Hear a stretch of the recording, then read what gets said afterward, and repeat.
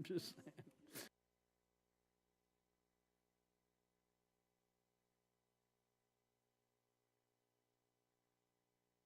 Three. I may not make it, that's fine.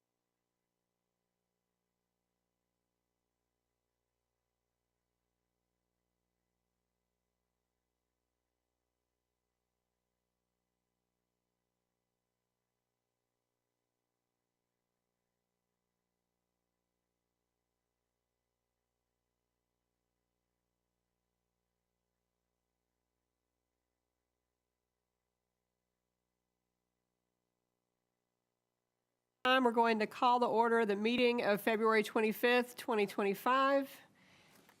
We're going to go around the room, and I'm going to ask all members to introduce themselves, speaking into the microphone. Laura, we're going to start with you. I'm Laura Powell. I'm Elizabeth Jones. I'm the chair. I'm Jane Camp. Mark Hamas. All right, next, we'll allow the city staff to introduce themselves. I'm Brad Callender, Planning and Zoning Director. Caitlin Stubbs, Executive Assistant. And I'm Logan Probst back here, City Administrator. Okay, thank you. All right, next, we're going to have the approval of the agenda. Has everyone had a chance to look over and review the agenda? Yes. Okay. I'm going to, do we have a motion to approve the agenda as submitted? I so moved. Do I have a second? I'll second. All right. All in favor? Aye. All right, motion passed. Has everyone had a chance to review the minutes of January 28th, 2025? Okay. Do we have any changes or corrections to the minutes of January 28th, 2025? 2025. January 28th, 2025. I'll Any, make a motion to approve the minutes from January 28th, 2025. do you have a second? I'll second. All right, all in favor? Aye. Okay, motion carried. Okay, doesn't look like we have any old business. So we will move on to new business. Brad, did you have a presentation? I'll do a quick presentation. Your one primary item tonight for your consideration is a property at 233 Boulevard. This is in the Monlin Place Historic District. And the applicant before you tonight, they're simply asking for a proposed fence around the rear yard. If I read their application correctly, they're proposing wood fences around the front part of the backyard and then along the sides, and then a black chain link fence along the back. They provided some existing photographs of the situation they've got with their side and backyard, and then they showed their fences on the adjacent properties. They're proposing basically a dog ear fence and then a black chain link fence, if I'm not mistaken, in the rear with some potential landscaping. And that was pretty much all they're requesting from you tonight. All right, thank you, Brad. I see my applicants out here. Can I ask y'all to approach? No, is it? No, not my applicants. Okay. Do I not have an applicant here tonight? No? Okay, well, do we want to table this until the next session? We don't have an applicant here to, do we want to wait? It's not necessary for an applicant to be here. Yeah, I mean, if you're not uncomfortable with what's proposed, you have enough details in front of you, in my opinion, based on what was submitted to We approve. could go ahead and approve it? Yeah, what you've got in front of you was pretty explicit, and I don't think there's many questions about what they submitted. Okay. Was the wood, and then the black chain link fence. They were trying to be consistent with the neighborhood. I'm not trying to sell their application to you, but I felt like it was pretty complete enough based on the fence proposals I've seen in the past. I would agree with that. So I don't see any harm with you moving forward with a request. If you're comfortable in approving the application, then I don't think there's a need to table it. Do y'all feel comfortable hearing that today? Go ahead and making a motion on that today? Does anybody have any questions? Do you have any idea the height of the fence? I mean, eyeballing this doesn't look taller than 6 feet. Okay. I mean, just judging by the way the window looks in the house, they're showing a typical dog ear fence. As they said they were gonna match it to Right. the neighbors. Right. Okay. Any more questions? Jane, do you have any questions? Do we want to make a motion? I'll make a motion to approve as submitted. Do you have a second? I second. All in favor? Aye. All right, motion carried. Okay, next on the agenda, let's see, we have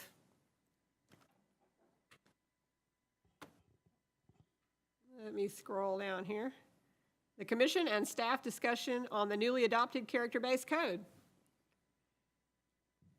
All righty. And thanks for taking time. Hopefully you had a chance to read this report and see all the details. Last month, we didn't get a chance to go over this with you, and then in December, we didn't meet. So this code was adopted back on December 10th, and we did provide y'all a copy there, I believe. I can't remember when we gave you guys a copy. If we didn't give you one, make sure to let us know and we'll give you a copy. But inside that development code, you know, there were a lot more provisions now that go along with it that were not in our previous zoning ordinance, especially within the character districts that now encompass most of the historic districts. And so if you read the first page of that report that I provided to you, the gist of it is we're kind of getting down to some specific issues related to basically signage. And so a lot of our existing locations where there's turnkey operations that are going in and out of some of these existing locations where you've seen or considered signage in the past, you got businesses that are coming and going out of these locations, and they're just wanting to move into a location that already had signage that you've seen or approved, and they're wanting to basically replace a sign on a business and then just kind of go in there. And I think the discussion I was wanting to have with you guys is, are you comfortable with staff just approving a new sign that you've already seen in an exact one-for-one type of replacement mode for some of those businesses? So just to recap, all of the character districts that we adopted in that character-based code included all of your historic districts. And so, the writing of this character-based code was trying to be sensitive to the historic districts and some of the different variations within the districts themselves. And with that were a lot of new different types of signs that the city's never had before that we're regulating or allowing for the first time. Some of them are specific to and unique to the historic districts that you guys have normally approved in the past, that were unique inside the zoning ordinance that were not allowed in Article, whatever that was in the past, Article 11. So these are signs that are now allowed by right in these character districts, and that kind of prompted me to think, hey, these folks that are coming to the city that now have a by right sort of sign path, if they're doing one-for-one replacements on historic district designated properties, do they really need to come to you each and every time there's a business change, right? If they're not changing the facade and on all of those things. And that's when I went back and read, is it a material change? Are they really changing the facade? And I know in the past we've put every sign in front of you for the past few years, and that's kind of becoming cumbersome for some businesses. It's taking 40 and 50 days in some cases because they're coming to us like right after a deadline, and then they're a month, 2 months out from actually getting your consideration. And we realized maybe we're misinterpreting the material change in appearance for just a sign change, right? And so when I read that, when your actual decision-making procedure, it just says no material change in appearance. So when I go back to this, I'm like, this doesn't specifically spell out, hey, they do a one-for-one sign replacement. You need to come in front of this body. If it did, then we're not having this discussion, right? So I think the thing I'm asking from you guys tonight is that if we are approached by a business and we get a one-for-one sign replacement on one you've already approved, and they're just replacing a sign, that we just have the staff level approval ability to kind of just give them a sign permit, if that makes sense. And that's kind of the gist of what this was tonight. That was it. No, I think that makes sense. I mean, can you go back to the slide where you're showing like the downtown area and the sign? Okay. So like if you had like Broad Street Boots, something like that sign, or, like one of these signs that's up there, and if they wanted to come in and put something with, just a different name, but it's something, if a different business came in there and they wanted a different name up there, you're saying just a one-for-one. Yeah. That basically the new business wouldn't have to come in here and get an approval for basically the same thing going up at that building. No, 'cause Because if we approve that sign, why would we not approve another business having their name up there in the same fashion? Because it's gonna, nothing's really changing with the fact that it's gonna match the historic district. Okay. It does get into a little bit of weirdness, is that are we actually, and this has nothing to do with you guys specifically, but as a planning regulator, are we getting into the issues of regulating the content, right? Just because it was a sign, I've already approved a sign, and now they've changed it, whether it was the color or whatever. Right. You're getting into some weird specifics that I don't know if the historic character is enough for us to support us when we make them get a permit. It may be okay, but I think it's just kind of common sense that we should allow them to say, hey, if Broad Street Boots or some new guy comes in and does Broad Street Shoes, he just comes in and gets a sign permit. Or your pie pizza or my pie pizza comes in, and everybody's pizza comes in, right? I think it should be okay if you've allowed that particular sign and it was okay with this body in the past for that exact sign. If someone was to come in and replace that space with a new sign, it should be allowed. I don't have a problem with it as long as it as long as it continues to go with the historic character like these other signs have. I don't have a problem with it. Right, and I think anything that goes beyond what I see that's permitted, Right. I think we'd make a judgment level decision that would say, okay, this probably needs a certificate of appropriateness, where they probably have jumped into the realm of altering, right? And then we would just put it in front of you. I think if there's ever gonna be a question in my mind where I think I'm totally outside of what we're looking at, then I would put it in front of you guys, right? I always have the option of putting it in front of you guys if we just can't figure it out. But in most cases, I think what we run into with all these existing locations, I think it's gonna be pretty straightforward. All right? Any thoughts? Right, it makes sense to me. Thank you, Brad. No problem.